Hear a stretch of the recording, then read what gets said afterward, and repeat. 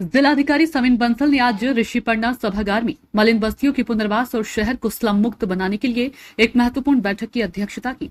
जिलाधिकारी ने बैठक में सबसे पहले बिंदाल और सपना नदी किनारे बसी बस्तियों के विस्थापन और पुनर्वास पर चर्चा की। उन्होंने नगर निगम और एमडीडीए के अधिकारियों को निर्देश दिए कि वे इन बस्तियों के लिए एक व्यवस्थित पुनर्वास योजना तैयार करें।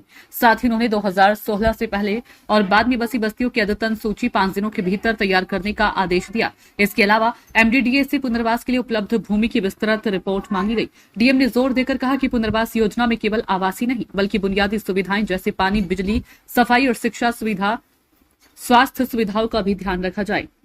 बैठक में डीएम ने सभी संबंधित विभागों के अधिकारियों को स्पष्ट निर्देश दिए कि इस कार्य में कोई देरी या ढिलाई बर्दाश्त नहीं की जाएगी। उन्होंने कहा कि कानूनी अड़चनें, जमीन विवाद या अधिकार क्षेत्र के झगड़े अब बहाने नहीं चलेंगे। सभी विभागों को एक साथ मिलकर काम करना होगा और इस योजना को सफल बनाना होगा।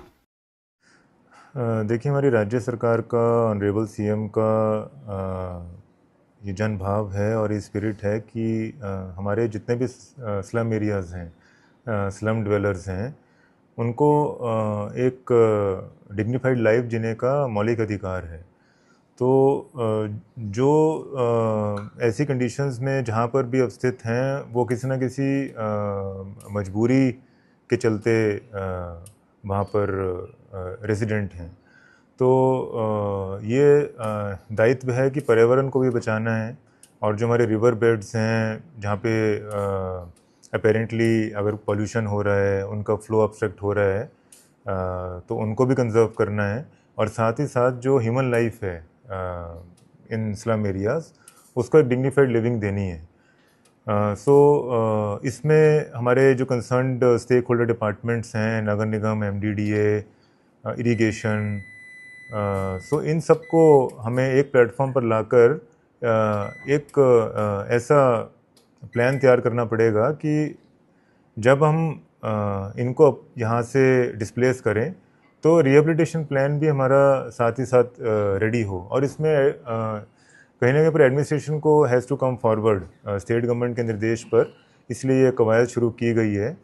हमारे जैसे भी कोर्ट के ऑर्डर्स हैं, हमारे नियम कानून हैं, रेगुलेशंस हैं, उनके दायरे में रहते हुए ये प्रयास कर रहे हैं कि स्लम एरियाज़ को हम डिस्प्लेस करते हुए अच्छी जगह पे उनको सुविधाएं दें और जिससे उनके आने वाली जनरेशन्स को एक अच्छी लिविंग मिले, अच्छी डेवलपमेंट मिले। और जो हमारे रिवर फ्रंट एरियाज़ हैं, स्ट्रीम्स हैं, नाले हैं, गधेरे हैं, ये थ्रू रहें, they should sell through clearly, और इसमें किसी भी तरह का कोई पोल्यूशन ना हो। इसमें हमारे नगर निगम आइडेंटिफाई कर रहे हैं रिस्पना बिंदाल नदियों के अलोंग, और जो एमडीडीए ने लैंड रिक्लेम की है आफ्टर फ्रंट डेवलपमेंट, उनको एक्सप्लोर किया जा रहा है इनकी रिहेबिलिटेशन के लिए। और जहाँ जहाँ पर भी गाद, नाले, गधेरे में कोई अतिक्रमण पाया जा रहा है तो उनके विरुद्ध पुलिस द्वारा एफआईआर भी लॉन्च की जा रही है।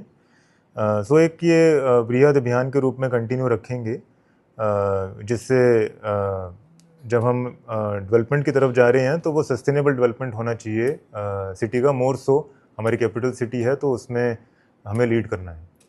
तो इसी के लिए पॉलिसी ऐसी होनी चाहिए जो उन्हें एक्सेप्टेबल हो और उनकी काउंसलिंग करने की आवश्यकता होगी। जो उनका व्यवसाय है, व्यवसाय में उनको जोड़ने की आवश्यकता होगी ताकि वो एक ऑर्गेनिक प्लान हो, ऑर्गेनिक डिस्प्लेसमेंट हो।